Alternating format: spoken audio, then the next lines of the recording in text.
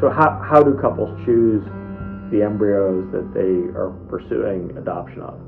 And I think it's important that this not turn into embryo supermarket, okay, where patients are just feeling like they're pushing a cart down the aisle, I'm going to take that or I'm going to take this. We want you to think of it as an adoption. Right, that we're called to adopt, right? Called through Scripture to adopt, to care for the widow, to care for the orphan. I can't think of anybody who's more orphaned than an embryo sitting in liquid nitrogen, right? And they exist.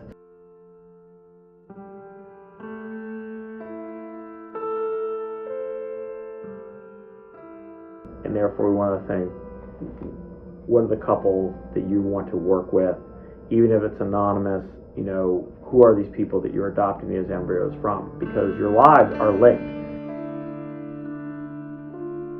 So all these things start to come to light.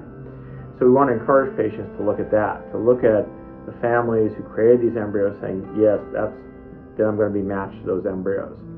Usually people will start with race. They'll say, well, we're Caucasian, or we're not, we're a mixed race, or we're Hispanic.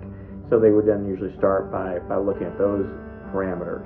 And then from there, kind of drill down to say, well, you know, we're tall people, and you know, these people who create the embryos are tall, and so those are the characteristics. And that's really the function that the NEDC plays as the nonprofit. It really works with the couples to ensure good matching. And since more than half tend to be through open adoption, there's a whole development of that relationship between the relinquishing couple and the adopting couple.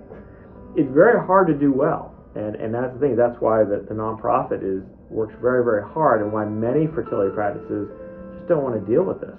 I mean, I think that they see that this would be an issue that is fraught with moral peril at times, and if it is not done well, it can turn embryos into commodities that are essentially bought, sold, or traded. And to me, that is the opposite of how I want to view the embryos or how I want to practice.